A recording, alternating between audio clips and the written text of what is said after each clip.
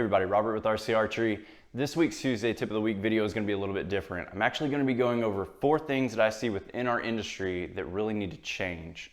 Now, this is going to be coming from 2 different perspectives. One is coming from a business owner's perspective. So if you're thinking about getting into the industry as maybe a shop or doing videos like what you see here, looking at trying to do marketing, advertising, selling products for other companies, this will be a good video for you. And then I'm also going to give you another standpoint of just somebody that shoots a bow within this industry and what I've seen.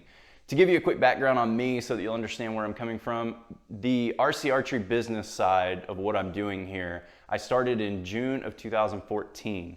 Now within the last 5 years, I've sold products for other companies, wholesale. I've done marketing and advertising for other companies. I've obviously sold my own products that I've developed and made, and then done these videos along with other coaching, and had a lot of time to be able to spend in what we have here as our archery industry. Now obviously I've shot a bow for a lot longer than that, and I still shoot a bow now, so I can give you both perspectives. But I really think that there's some things that need to change in order for us as an industry to grow and have some kind of lifelong future in this, so it doesn't fizzle back out like it did several years before, and now that we're in the regrowth phase. I appreciate you watching ahead of the time on this video. I can't film it like I normally do. I've tried, and it's just not working because it's not one of those type videos, and it's really going to be more of a raw, down to the subject matter video, and I'll give you my thoughts here.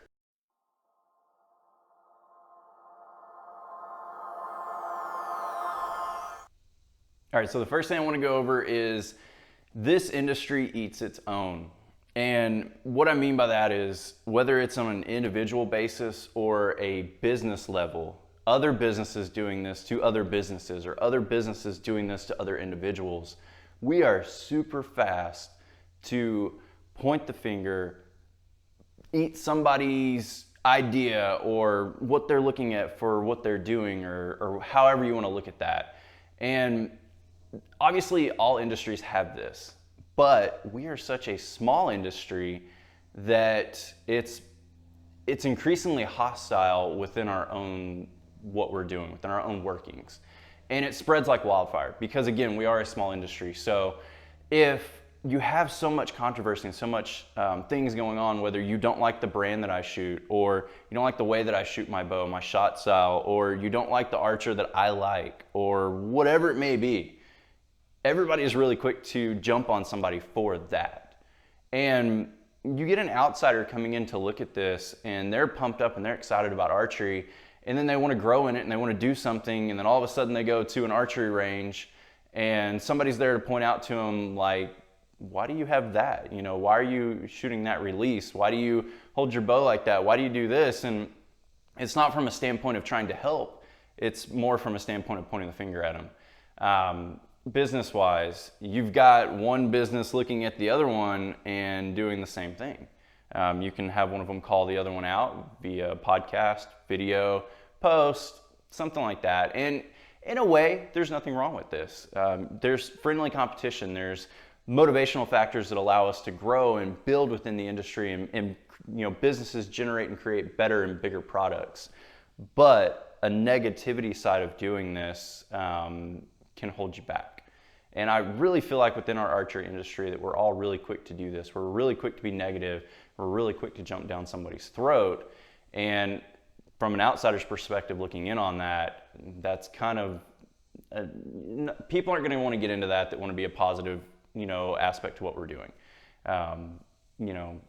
Best saying that I've ever heard is, if you want to be positive, if you want to grow, if you want to make it, you got to leave the negativity behind.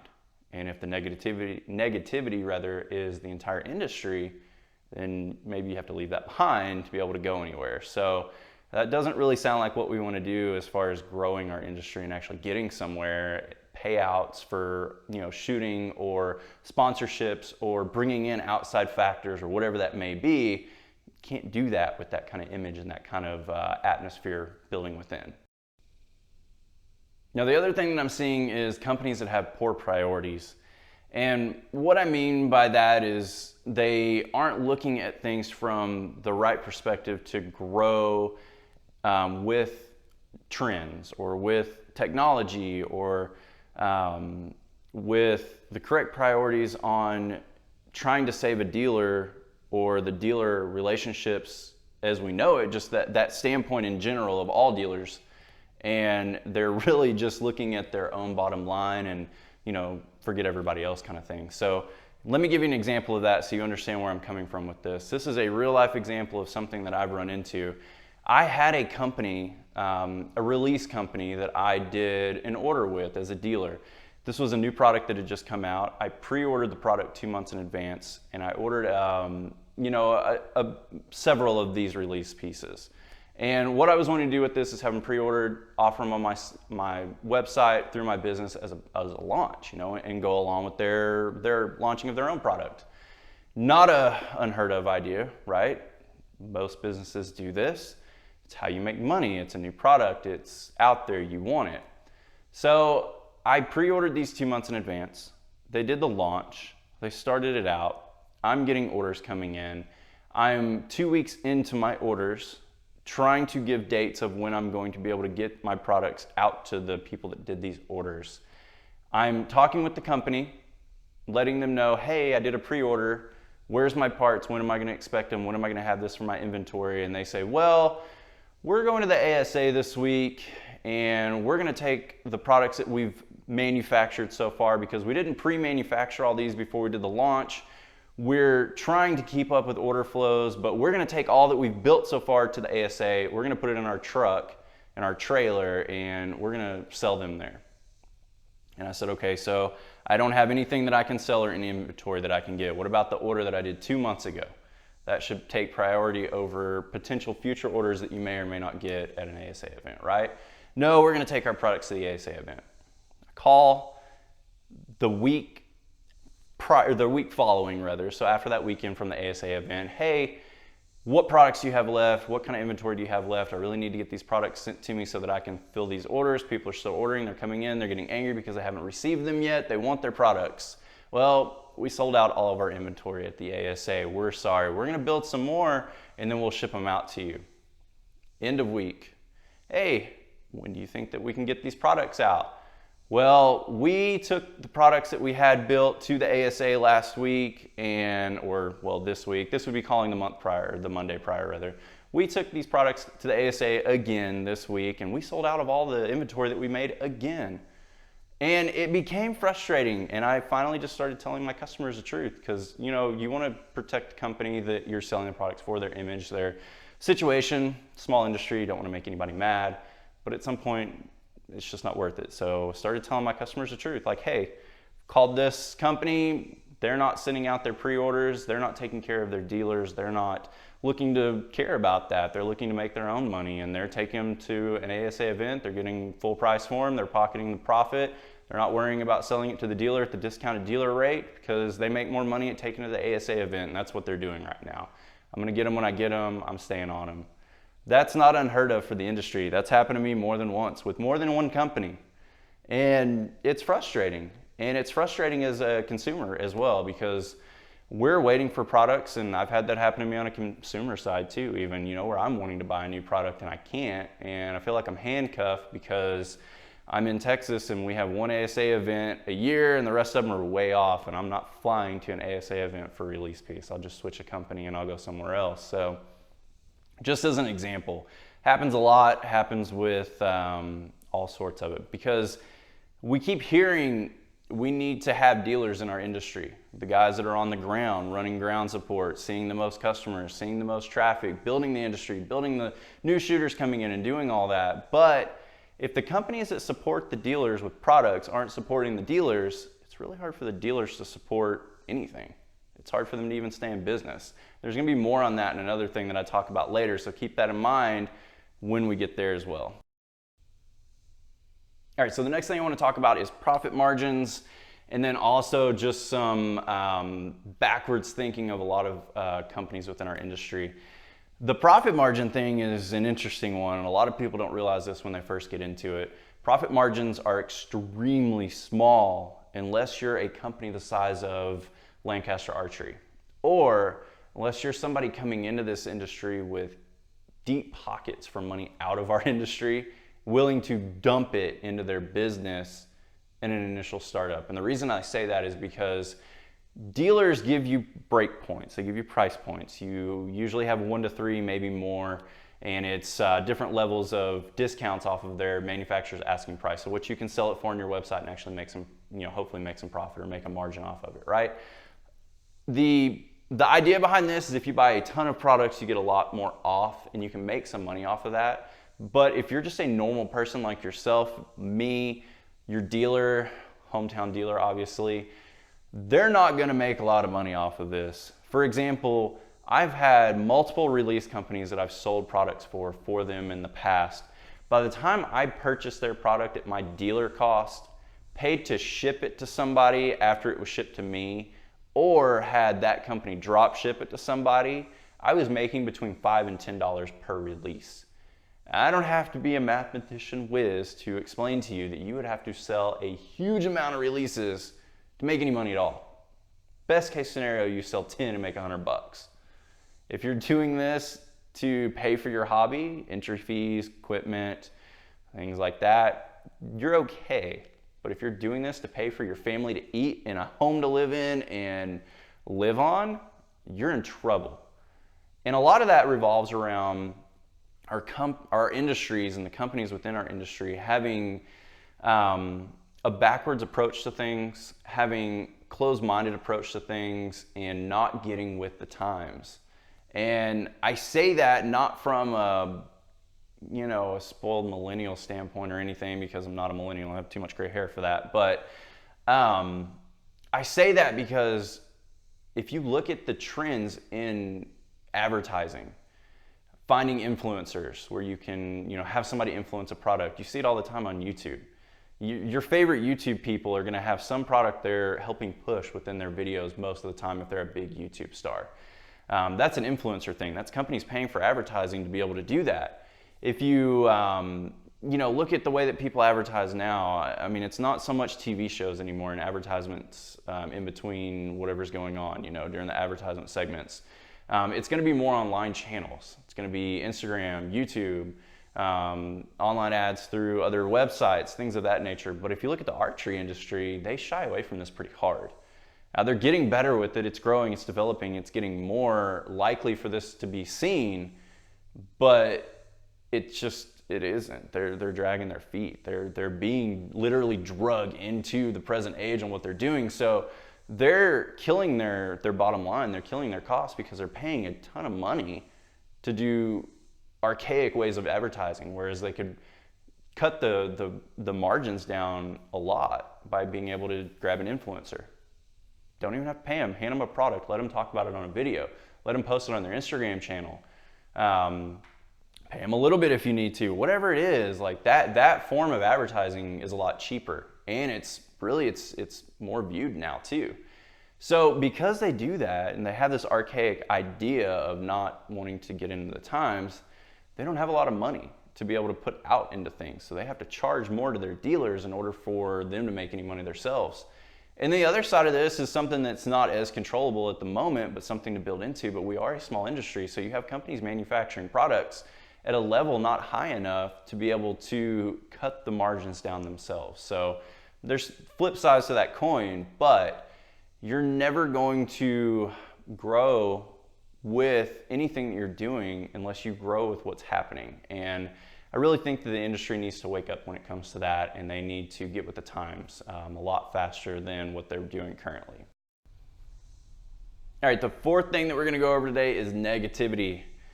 Negativity within the archery industry is huge. And if you look at it in a ratio standpoint, obviously negativity is in every industry. But let's look at it from a ratio standpoint. We're an incredibly small industry, and the amount of negativity that we have is huge compared to bigger industries where they have the room for that. So let's look at this differently. Let's talk about it and expand on just what I mean by this. Check out your podcast. I have pretty much all but stopped listening to podcasts that are archery related, and it's because they were becoming so increasingly negative that I would listen to them and then actually feel negative about my day afterwards. Now, these are not all of them, but a few of the larger podcasts were like this, and I don't understand that. It's negativity because they're bashing on other companies. They're bashing on people in the industry. They're bashing on types of people in the industry. If you're not a target shooter, screw you. If you're not a hunter, screw you. If you like this company, we don't like you. If you shoot that, you're a joke. That was the mindset and the mentality of the way things were going in these podcasts. And maybe it's changed, maybe it hasn't. It's been several months since I've listened to really any of them but one or two now. And I didn't want to see that anymore. And honestly, who's going to come into this industry and see that and want to be any more into this industry than what they already are? I sure wouldn't. I wouldn't. Knowing what I know now, looking back on it 5 years ago, I wouldn't have dealt with this. I wouldn't even have done it because it's not worth it. Even on my videos here, you're going to have haters. You're going to have people that come in, and that's expected. It's going to happen. But why would somebody rampantly go out and want to do that across the board? Not just hate on me, not just bash me, not just be that with me, but they do that with everyone. Because I've gone back and looked at people that have said something negative about me, and they'll do it about any company within the industry. You're killing the archery industry. Do you shoot a bow? Are you really in this industry to want to do something with it? If not, we don't need you. Go away. You know, like, that's negative. And I know that's like the pot calling the kettle black because I'm telling them to go away, but at least adjust your mindset on it. You know, like, don't want to destroy everything in our industry and then at the same time turn around and say, I want the industry to grow and we want to do better in it and we want to bring in outside sponsors and we want to do this. It's not going to happen like that, especially not from you. So think about that. Maybe that's why things have been taken away from you. Maybe that's why things have changed for you. Maybe that's why things have gone south in certain areas. I don't know. You know, I don't see your numbers myself, so maybe things are going really great for you. Maybe they're not. But if you're doing that and you're singling out and you're dividing something out, I don't get that. I'm not a huge hunter. This channel is a target-based channel for the most part because of what I talk about and the way that I shoot and what I deal with. But you can still use my tips if you're hunting. If you want to shoot a bow better, they're going to help you. And I'm not going to stand here and tell you that I don't care about you because you're a hunter, because I don't. You know, like I think you're an archer. You're great. I care about all of the people in the industry. And I think that's the mindset that everybody needs to have going into it, and the positivity, and that positivity leads growth, and it leads people wanting to, come to you, and it draws you, more people in the industry, more people. And I think that'll help us grow in the long run. And I think it's something that needs to change. And unfortunately, it's some of the biggest names and mouths in our industry that are doing this. So maybe we can all help hold them accountable and not look at them like a superstar that you can't approach and talk to. Because at the end of the day, we're all people. And if they can't take the self-criticism or the coaching or the direction, then that's a personal subject on their own that they need to work with, not something that's on you. With all this said, there's a lot of things about our industry that I really like.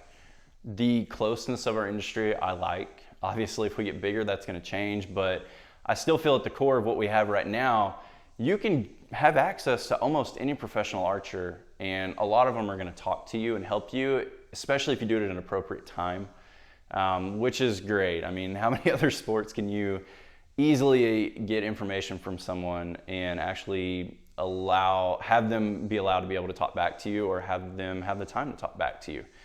So I think that's amazing about our industry. Just the ease of being able to get into it is great too. I mean, just myself, when I started 5 years ago, I mean, you can still come into our industry, and while it's harder now, it's still attainable. And that's really cool because it's not like that in all industries. I think there's a lot of great about things, and I don't want this to be a totally negative video, but at the same time, it's been weighing on my mind for a year now, and I really wanted to get it out there and just say my piece as far as that's concerned and our industry is concerned. And I don't want to see things go extinct. I don't want us to lose what we have. I want it to build, because this is something that I have a huge passion for, and it's something even my kids have a passion for. And my kids are baseball and softball players. They're mainstream sport players, and I can still put them a bow in their hands and they'll go and shoot a bow. A lot of times they'll do that over wanting to, outside of sanctioned practices, practice baseball or softball, because it's different, it's fun, It's something to let off steam, and it's something to enjoy. And I really feel like we could have more of that come in, and we just need to look for that and build that and promote that and grow what we have here, because with that growth is going to come better for our sport in general. And I'd really like to see that happen, at least in my lifetime, and to have some fun by being able to view where it goes from here. And I appreciate, and I want to personally thank everybody that does do their part to grow the industry. That's what makes it happen. Whether you're a professional archer, whether you're a company in the industry, whether you're an individual, whether you're just somebody that goes to your archery range and just is a genuinely good person to talk to, your dealer, whatever it may be, whoever you are, I appreciate you and I thank you for that. Appreciate y'all watching this video. I'm gonna have next week's video come out. It's gonna be about John Dudley. It's gonna be a personal standpoint and my thoughts on him, Knock On Nation, where I found him originally, where I've gone through with that, and give you some insight that most people don't know about or take the time to know about. It'll be a good video. I appreciate y'all watching again. I'll see you soon.